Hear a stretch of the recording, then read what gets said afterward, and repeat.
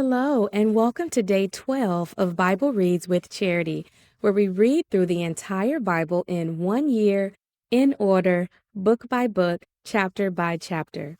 Come along on this journey with me as we deep dive into ancient times, hearing our beautiful history, learning how God blesses His children, and seeing how it all relates to today. Let's get started. Learning the Word of God, sharing more of His love. Bible Reads with Charity.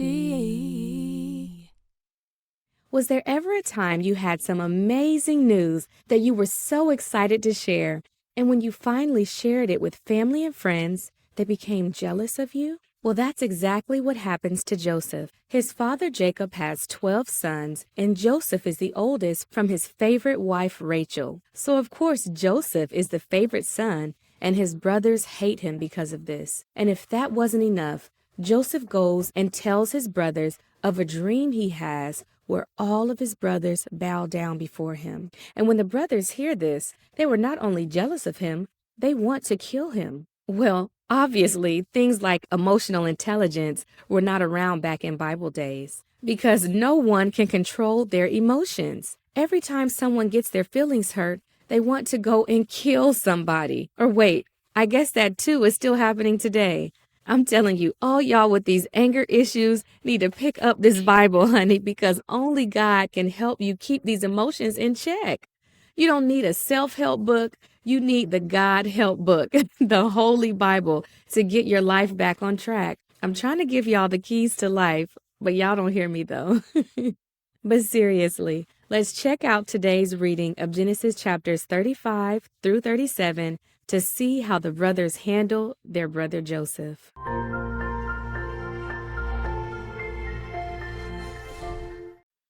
Genesis chapters 35 through 37.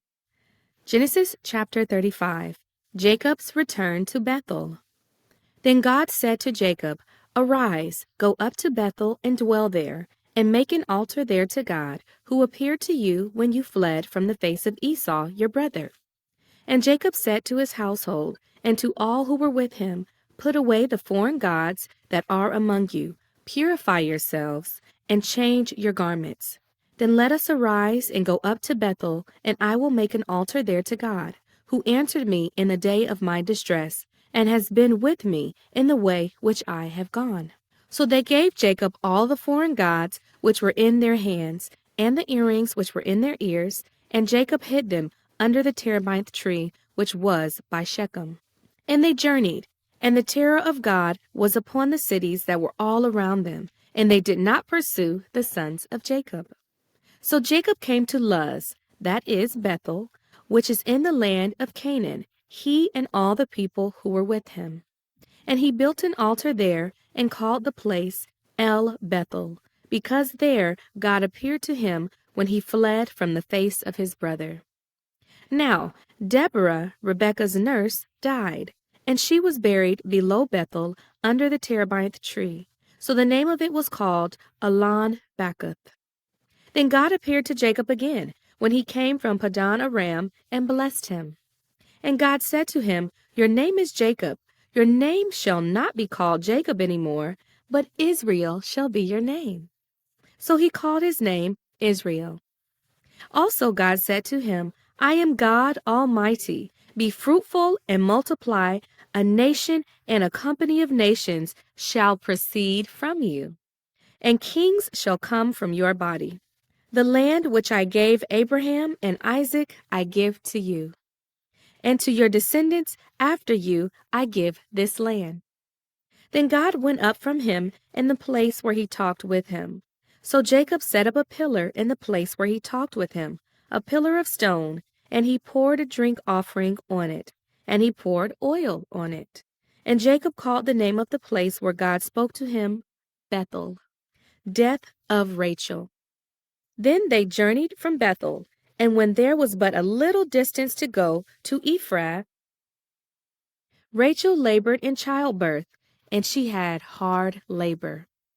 Now it came to pass, when she was in hard labor, that the midwife said to her, "Do not fear, you will have this son also. And so it was, as her soul was departing, for she died, that she called his name Ben-Oni, but his father called him Benjamin. So Rachel died and was buried on the way to Ephrath, that is, Bethlehem. And Jacob set a pillar on her grave, which is the pillar of Rachel's grave to this day. Then Israel journeyed and pitched his tent beyond the tower of Eder. And it happened, when Israel dwelt in that land, that Reuben went and lay with Bilhah, his father's concubine, and Israel heard about it. Jacob's 12 sons. Now the sons of Jacob were 12. The sons of Leah were Reuben, Jacob's firstborn, and Simeon, Levi, Judah, Issachar, and Zebulun. The sons of Rachel were Joseph and Benjamin. The sons of Bilhah, Rachel's maidservant, were Dan and Naphtali. And the sons of Zilpah, Leah's maidservant, were Gad and Asher. These were the sons of Jacob who were born to him in Padan Aram. Death of Isaac. Then Jacob came to his father Isaac at Mamre, or Kijath Arba, that is Hebron, where Abraham and Isaac had dwelt. Now the days of Isaac were 180 years. So Isaac breathed his last and died, and was gathered to his people, being old and full of days, and his sons Esau and Jacob buried him. Chapter 36. The family of Esau.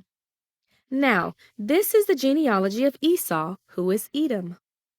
Esau took wives from the daughters of Canaan: Adah, the daughter of Elon the Hittite; Oholibamah, the daughter of Anah, the daughter of Zibeon the Hivite; and Basemath, Ishmael's daughter, sister of Nebajoth. Now, Adah bore Eliphaz to Esau, and Basemath bore Ruel.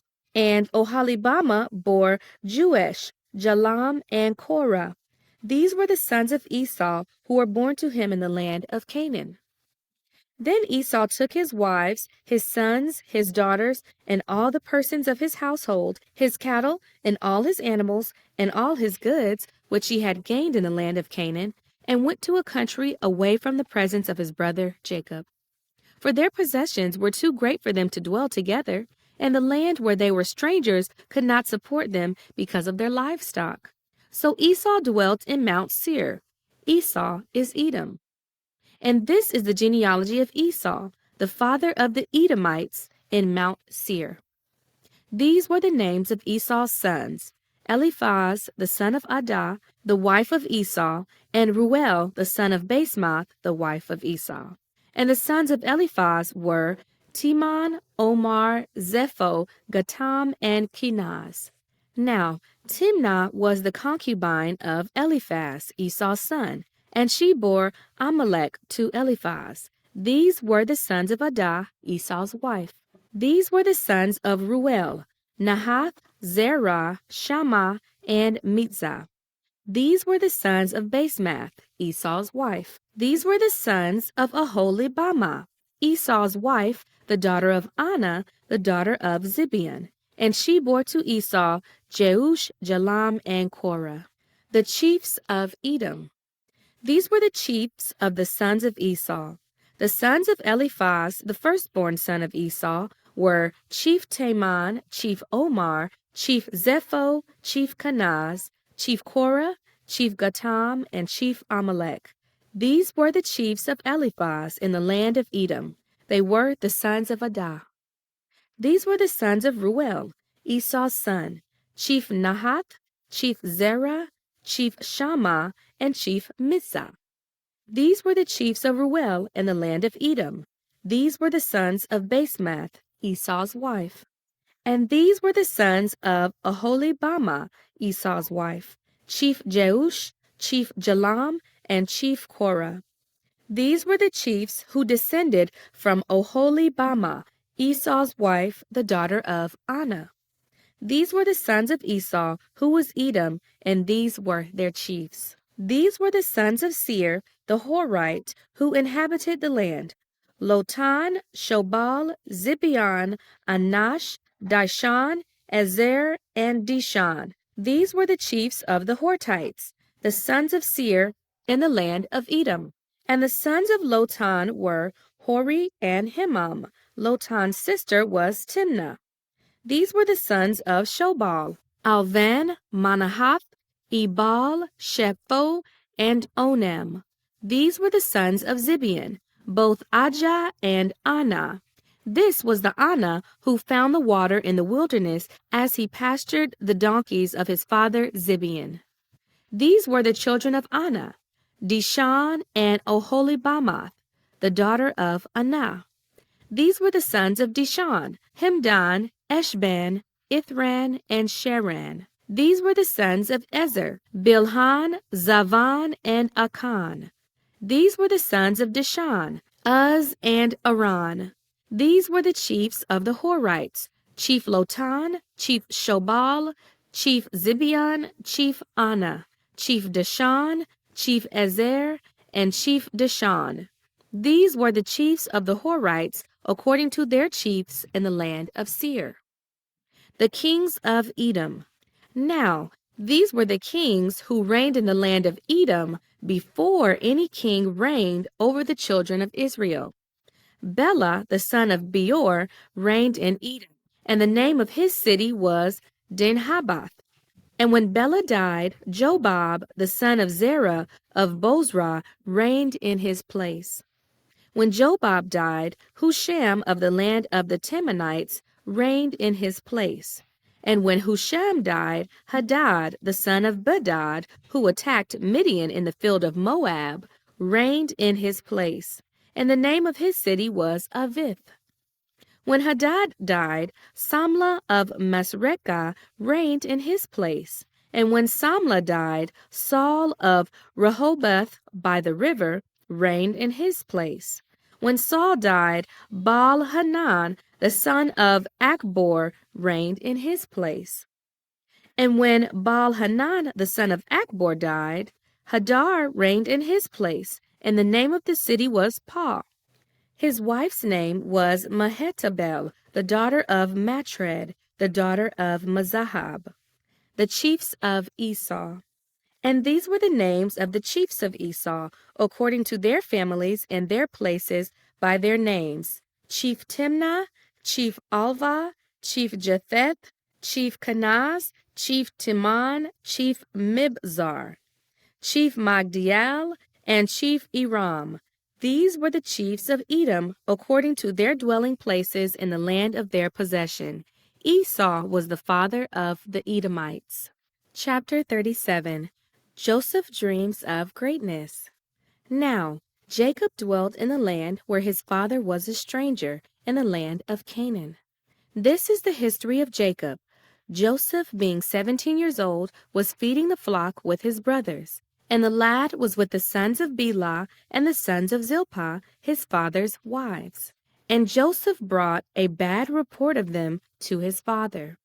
Now, Israel loved Joseph more than all his children, because he was the son of his old age. Also, he made him a tunic of many colors. But when his brothers saw that their father loved him more than all his brothers, they hated him, and could not speak peaceably to him. Now, Joseph had a dream, and he told it to his brothers, and they hated him even more. So he said to them, "Please hear this dream which I have dreamed. There we were, binding sheaves in the field. Then behold, my sheaf arose and also stood upright. And indeed, your sheaves stood all around and bowed down to my sheaf." And his brothers said to him, "Shall you indeed reign over us? Or shall you indeed have dominion over us?" So they hated him even more for his dreams and for his words. Then he dreamed still another dream and told it to his brothers and said, "Look, I have dreamed another dream.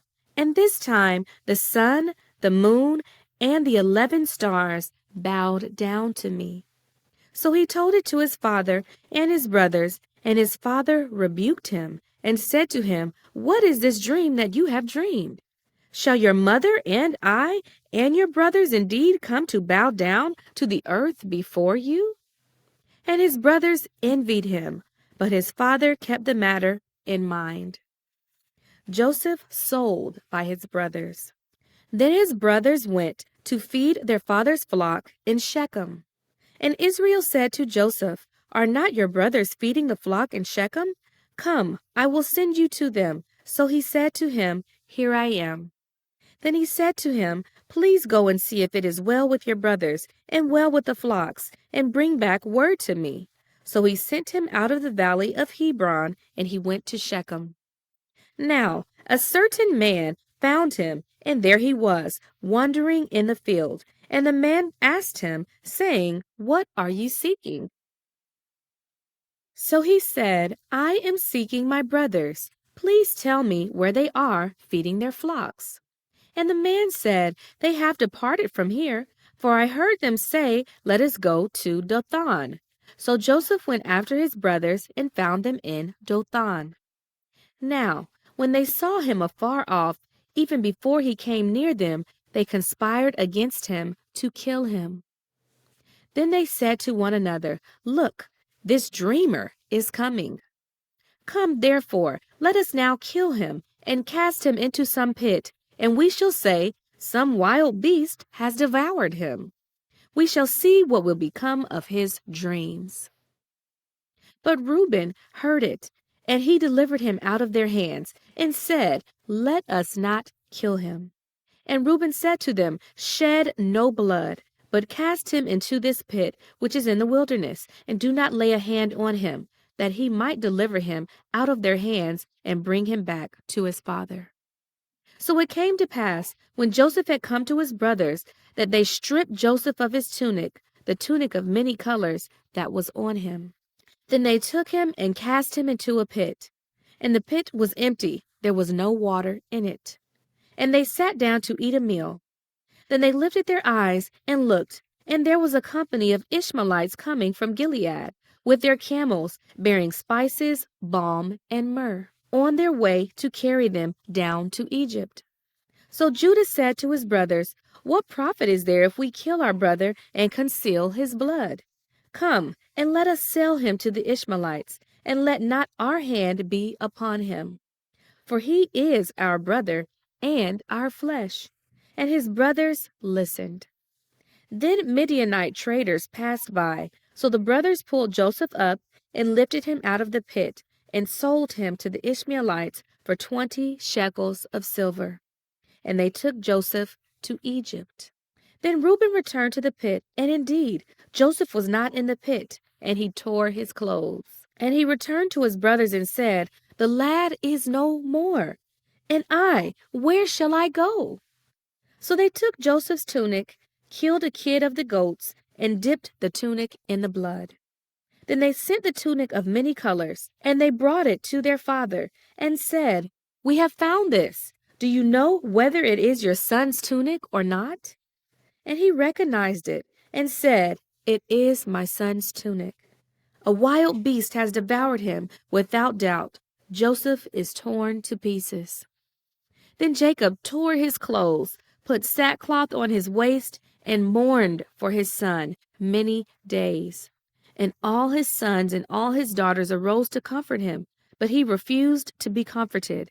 And he said, "For I shall go down into the grave to my son in mourning."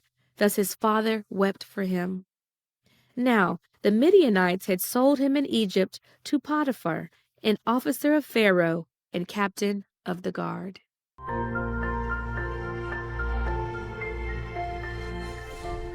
Wow, what a crazy situation, right? Joseph excitedly shares a dream with his brothers that they would one day bow down to him, and not only were they not happy for him, they want to kill him. So they attempt to kill him, but one brother stops them. Then they attempt to leave him in a pit, but another brother stops them. So they finally settle on selling him as a slave in Egypt. Wow.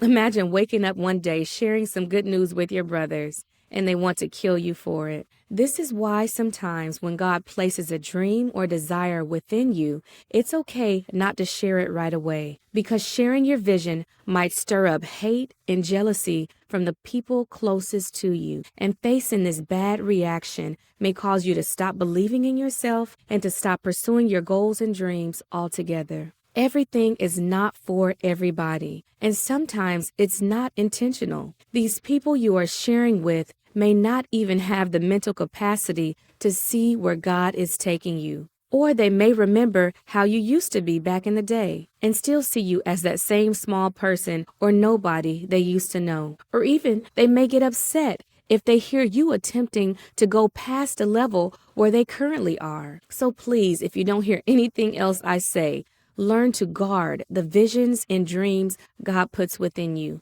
because they aren't for everybody to hear just yet. Be comfortable with yourself and with God to bring it to reality. And don't worry, God knows how to bring the right people to your path, help you find the right resources you need, anything possibly that may be in your path. God knows how to move it and to make things happen for you. You must pray and depend on God to align your paths and allow your visions to come true. And remember, please don't get discouraged if it doesn't happen right away. If we are faithful to God, He will bring everything He promises us to pass.